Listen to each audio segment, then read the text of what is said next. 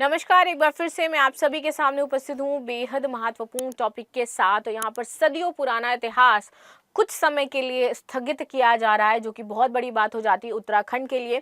एक यात्रा जो हर साल निकलती है और सालों साल से निकल रही है, वो इस बार नहीं होगी, नहीं निकाली जाएगी। क्यों? इस यात्रा को कहते हैं राजजात यात्रा, जो कि हमारे उत्तराखंड से निकाली जाती है। चलिए इस पर बातचीत करें और क्यों दो गुट इस पर बट गए हैं। तो उत्तराखंड की प्रसिद्ध धार्मिक यात्रा नंदा देवी राजजात यात्रा इस बार नहीं निकाली जाएगी। इसे उत्तराखंड का महाकुंभ कहा जाता है कि उत्तराखंड की महाकुंभ की यात्रा है। ठीक है, ये घोषणा आज कर्णप्रयाग में आयोजित एक समारोह के दौरान की गई।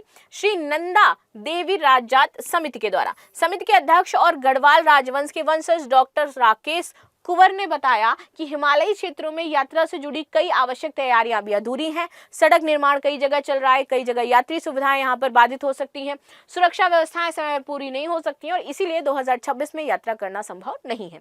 समिति अब ये यात्रा को 2027 में आयोजित करने की तैयारी कर रहा है। दूसरे पक्ष का विरोध अब इसी फैसले पर नंदा धाम करुणा के गौड़ पुजारी हैं नरेश गौड़, इन्होंने तीखा विरोध किया। इन्होंने बोला कि आप ये फैसला श्रद्धालुओं की आस्था के खिलाफ ले रहे हो और उसके साथ आप खिलवाड़ कर रहे हो। उनका कहना है कि हम किसी राजा या समिति के फैसले को नहीं मानते, हमारी वर्षों पुरानी यात्रा चली आ रही है, हमारा एक तरीके से ये इतिहास है और अगर हम इसे रोक देंगे तो बहुत बड़ा अनर्थ हो जाएगा हमारे साथ। उन्होंने बताया कि 19 जनवरी को नंदा देवी धाम में बैठक होगी, जिसमें आगे की रणनीति तय की जाएगी।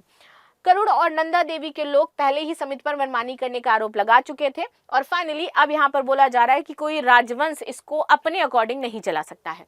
प्रेस कॉन्फ्रेंस में कुंवर ने 4 प्रमुख बयान दिए हैं कि एक अलग प्राधिकरण बनाने का प्रस्ताव रखा गया है, कि समिति ने सरकार के सामने प्रस्ताव रखा है कि कुंभ मेले की तर्ज पर नंदा देवी राजजात के लिए एक अलग प्राधिकरण बनाया जाए, सभी यात्राओं और मेलों का समग्र विकास किया जाए ताकि किसी भी तरीके की दिक्कत ना हो, धार्मिक परंपराओं में हस्तक्षेप ना करे। तो समिति ने स्पष्ट किया है कि प्राधिकरण केवल व्यवस्थाएं और विकास कार्य देखे, हमारी धार्मिक परंपराओं में कोई बदलाव ना करे।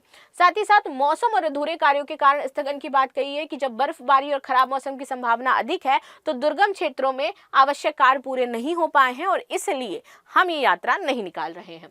पर्यटन सचिव का पक्ष क्या है? तो पर्यटक हैं सचिव धीराग गर्ब्याल। इनकी समिति ने आरोप का खंडन किया और उन्होंने बताया कि 239 करोड़ रुपए का एस्टिमेट तैयार किया गया था इस यात्रा को निकालने से पहले और इस यात्रा के लिए ये सारा पैसा दिया गया है। इसके बावजूद काम नहीं हुआ और यात्रा स्थगित कर रहे हैं। यहाँ पर अधिकांश परियोजनाओं की स्वीकृति मिल चुकी है। चमोली डीएम ने 20 करोड़ रुपए की अग्रिम राशि यहाँ पर दी है और उच्च हिमालयी क्षेत्रों में सड़क निर्माण जल्द पूरा होगा। करुण और नौटी गांव में विवाद पर उन्होंने कहा कि सरकार दोनों पक्षों से बातचीत कर रही है कि ऐसा क्यों हो रहा है। समिति ने स्पष्ट किया कि अब नंदा देवी राजजात यात्रा 2027 में आयोजित की जाएगी, लेकिन अभी तक उसकी अंतिम तिथि भी नहीं आई है। नौटी कुंड विवाद क्या है? तो इसके 3 प्रमुख कारण हैं। यात्रा शुरू कहां से होगी? करुण पक्ष का दावा है कि यात्रा की जो असली शुरुआत होती है वो कुरुण स्थित नंदा देवी सिद्धपीठ से होती है, जबकि जो नौटी समिति है वो कहती है कि यात्रा प्रारंभ रूप से नौटी से शुरू होनी चाहिए। देवी की परंपरा बनाम राजा का परंपरा, तो राजा जी चाहते हैं हमारे यहाँ से हो, देवी की परंपरा का फॉलो ना हो। तो इसमें ये जो पूरा मामला है वो राजा बनाम देवी का हो चुका है और नोटिस समिति पे किया जा रहा है। रूट मैप और सरकारी मान्यता, करुण पक्ष का पुराने दस्तावेजों के आधार पर रूट में शामिल होने की मांग कर रहा है, जबकि नोटिस समिति इसे पौराणिक मान्यताओं के अनुरूप बता रही है। नाउ आते हैं नंदा देवी राजजात यात्रा के बारे में बात करते हैं। उत्तराखंड की सबसे पवित्र और ऐतिहासिक ये हिमालयी तीर्थ यात्रा होती है। कई मायनों में यहाँ पर आप देखोगे तो यात्रा जो देवी नंदा है वो उनके मायके से ससुराल हिमालय तक विदाई का प्रतीक दिखाया जाता है। 280 किलोमीटर लंबी यात्रा होती है और दुर्गम पहाड़ियों से शुरू होती है। ये यात्रा 12 वर्ष में एक बार आयोजित होती है, तो आप समझ सकते हो कि ये कितनी ज्यादा जरूरी है और कितनी ऐतिहासिक ये यात्रा है कि 12 सालों में एक बार, इसीलिए इसको महाकुंभ कहा जाता है। इसके अलावा हर साल छोटी नंदा जात यात्रा शुरू होती है। पहली मुख्य यात्रा 2014 में और अगली संभावित 2026-27 में होनी थी। अंतिम पड़ाव इसका होम कुंड माना जाता है, जहां देवी की विदाई कर दी जाती है। धार्मिक और सांस्कृतिक महत्व, तो ये यात्रा मां नंदा देवी के मायके से लेकर ससुराल तक होती है। इसमें जो श्रद्धालु हुए स्थायी लोग हैं वो पारंपरिक वेशभूषा पहनते हैं। यहाँ पर जो छोलिया नृत्य है, ढोल दमाऊ लोकगीत गाए जाते हैं, गढ़वाल और कुमाऊं की साझा संस्कृति यहाँ पर दिखाई जाती है।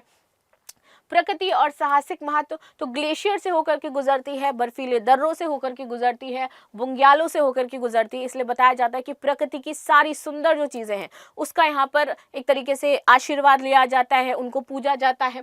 ट्रैकिंग, पर्वतारोहण प्रेमियों के लिए काफी आकर्षित है ये। नंदा देवी राष्ट्रीय उद्यान को यूनेस्को विश्व धरोहर में भी इसीलिए शामिल किया गया है।